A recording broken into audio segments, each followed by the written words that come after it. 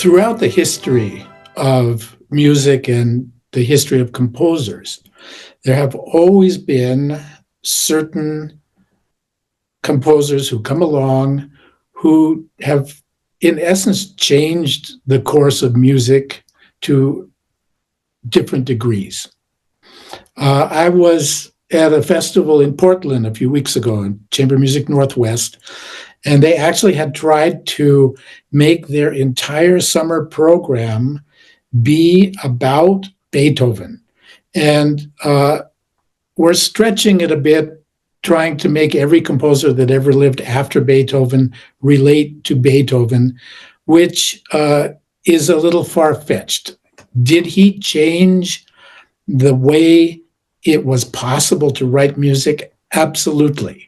Does that mean 200 years later, someone is still influenced by Beethoven? I suppose, in the same way that our DNA retains Neanderthals. It's a bit far-fetched. However, there have always been these composers. Beethoven, obviously. Another obvious one would be Wagner. Another obvious one would be Schoenberg. But the person I want to focus on today is Gustav Mahler. And for every living composer today, I would guess, and let's call it a very educated guess, I would guess that 90 to 100% of my colleagues, if asked who they've been influenced by, to some degree will go to Mahler. Why is that? I've thought about this obviously a lot in my life because I feel particularly influenced by Mahler. And I would say the essence of Mahler's music, the essence of the person, somehow was the first great beyond influential composer to be of our time. And what I mean by that is he was a contemporary, for instance, of Freud. I don't think anyone would question the influence of Freudian discoveries on our time. We all, or most of us, have been in therapy, and that's Freud. Mahler was the epitome of a tortured, neurotic, Jewish, creative individual in the context of an incredibly anti-Semitic country, in the context of all of the angst of the 20th century. And his music, as that can happen when someone really is a creative force, mirrors that. It is the most clear and the most immediate essence of our anxiety-ridden time on this earth. And I will never forget the first time I heard a note of Mahler. I was 18 years old. I had been taking a class in a music conservatory in Germany. I walked out of the room and was walking down the hall, and one of the professors who taught music appreciation was playing Mahler's Fifth Symphony, and the door was open. And I heard the beginning of this and froze. I have never before or since then froze like that. I couldn't walk. I was speechless, and the only thing I could think was, what on earth is this music? What is this? I've never heard anything like this. And it went directly straight into my heart of hearts and has remained there. The curious thing about Mahler also is, and this is actually happens quite often, Composers tend to write for what's around. So Haydn, for instance, was given an orchestra of a very particular size, and so he wrote 100 symphonies. Mahler happened to be the greatest conductor of his time and had these incredible jobs. He was the head of the opera in Vienna. He was the head of the Met. He was the head of the New York Philharmonic. And because of that, and because of the resources that were around him, he wrote, in essence, nothing but symphonies. There is one chamber music piece which I will not program, and that is a piano quartet, which he wrote as a student and called it a student study. And I refuse to blemish the greatness of this man by programming that student study. But basically everything else is either songs with piano or with orchestra or symphonies. That's it, nothing else. And his own sense of this output was that he wasn't writing separate works and separate symphonies, but that it was one long, continuous expose of his most inner feelings. As one can imagine, this had an evolution. So whereas the First Symphony immediately established the most powerful, most recognizable, most immediate personality that one can encounter, with each successive work, there's a maturation and there's an evolution because the person evolves. And so the old Mahler has all the experience of having written everything and having gone through his life, which was not an entirely pleasant one. And the accumulation of this experience and the accumulation of the knowledge of how to write these massive works becomes ever more evident. After he finished the Eighth Symphony, he had, I would say, typically neurotic sense of what he ought to do next.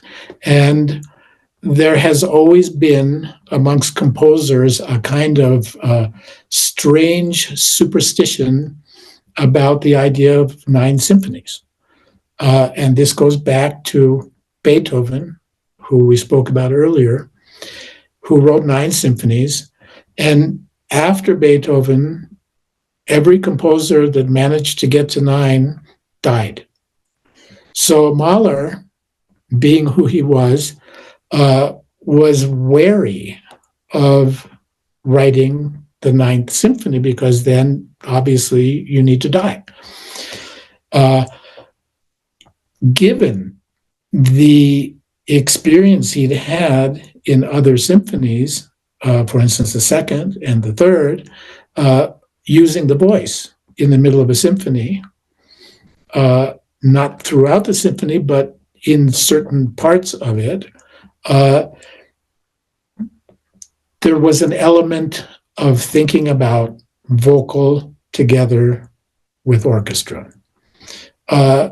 Some other events around the composition of what was going to come next were very important. There were 3 particular things that happened to him immediately in this time. One, he was basically fired from his position as the head of the opera in Vienna. And to what extent this is true or not, he felt very strongly that this all had to do with the fact that he was Jewish, likely, that it was the most anti-Semitic country one could find at that time, likely, but this was a big blow to him. The second very personal. He lost his eldest daughter to disease, I think rheumatoid fever. Obviously, deeply shocking.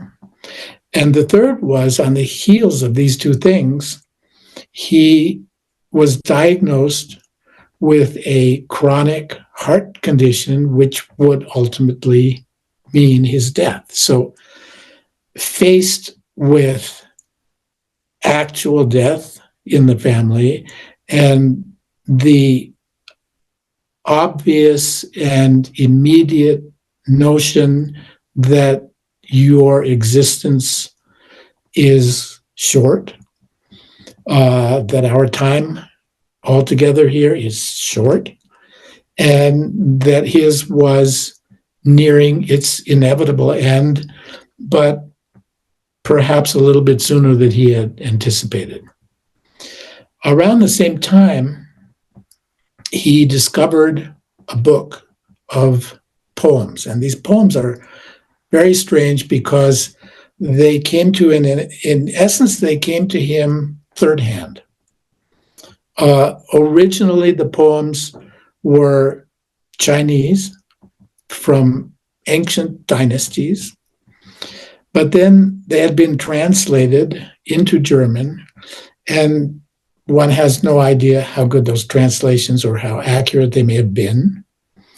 And then thirdly, the book that he came upon was not even the original translations, but it was a kind of not translation, but adaptation of the translated poems. So this was someone who actually changed whatever had been already changed in the translations.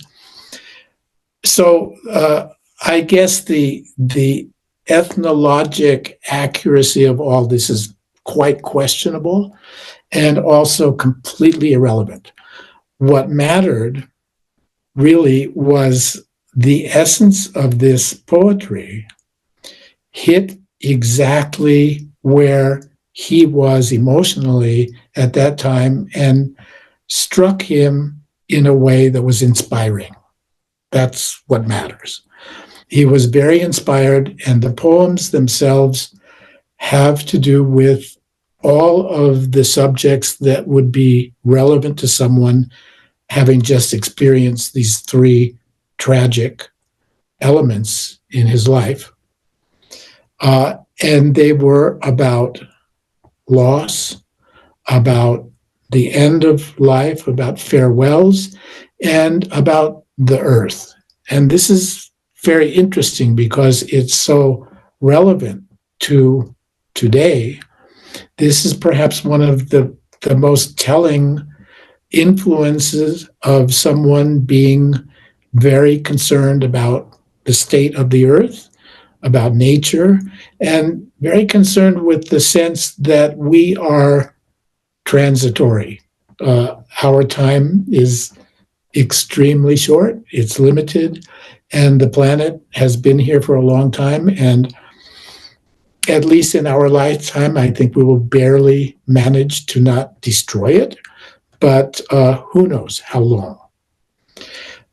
So, given this context, and given the sense of not wanting to write a Ninth Symphony, he chose to write this massive piece, really towards the end of his existence, which consisted of poems from this strange Chinese derivation, translated into German, and sung entirely. So we have all of these movements, and all of them are basically long, extended songs with orchestra. The structure of this then becomes quite interesting to me as a composer because all of the songs, but for one, are not short. You could never say that they were short, but they take up half And the last song is the entire other half. The last song, being more or less a half an hour, is one of the most striking, the most immediately compelling, and just overwhelming experiences in all of Mahler. This last song, particularly some of the oboe and English horn playing, the vocal, the whole thing, ending in a kind of hymn to the earth and to the everlasting earth. It is the essence of Mahler. It is the greatest Mahler. This is perhaps the greatest symphony not called a symphony, although he did put a subtitle, Symphony for Singers and Orchestra. This is the greatest piece of Mahler on earth. It calls for a massive orchestra, of course, because that was his instrument. But luckily, around the same time as Mahler, one of the other incredible individuals living in Vienna, along with Freud, was another composer, Arnold Schoenberg. And Schoenberg recognized that there were many pieces being written which didn't fit for various reasons into the concert hall. These huge symphonies were not performed in Mahler's time. He never heard Das Lied, and it was first performed after he died.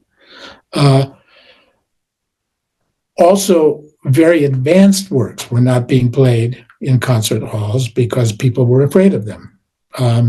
Much the same fear today, which we try and overcome by being very good about what we program. So in this time, Schoenberg had a private little club, a society, which performed many of these pieces in arrangements done by incredibly great composers, but simply reducing the number of performers needed so that people could actually hear the pieces, whereas otherwise there was no way to hear them. They were written, they were on paper, but they weren't being played. One of these arrangements happens to be Das Lied by Mahler, which Schoenberg arranged for a group of, I think it's about 14 or 15 people. And we can perform this. It's very interesting to hear because being such a great composer himself, Schoenberg really got not only the essence of this piece, the real core of it, but actually the sound. It sounds really quite like the huge version. It's actually much easier for the singers because they're not singing with 100 people behind them, but a little over a dozen. And it's very interesting for conductors as well because it really is like the skeleton, the essence boiled down of this piece. In order to do this justice, we are going to present it with the perfect people.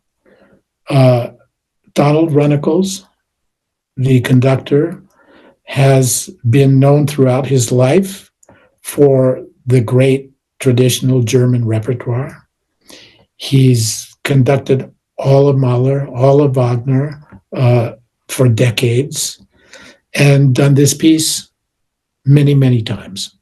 The two singers, Anneke Schlicht and Clay Hilly, are both in the ensemble at the Deutsche Oper in Berlin, where Donald is the music director. So he works with them in all of this repertoire. They're very familiar with one another. And then what I relish always in programming these pieces is bringing a really world-class conductor and getting together, assembling an ensemble where when he looks around and sees who's in front of him, they just start laughing because I get the best possible players. The principal wins from, in this case, I think it's the Minnesota Orchestra, the National Symphony in Washington, New York Philharmonic, et cetera, et cetera. Magnificent group of people. And I'm very passionate and I'm very strict about presenting works like this in a way that they have that same impact on the audience that happened to me when I was 18. Walking down that hallway, and, we're talking about 60 years ago. And it's with me as if it was that moment. I will never forget the impact of this music on me. And I truly believe that this is the closest embodiment of our time.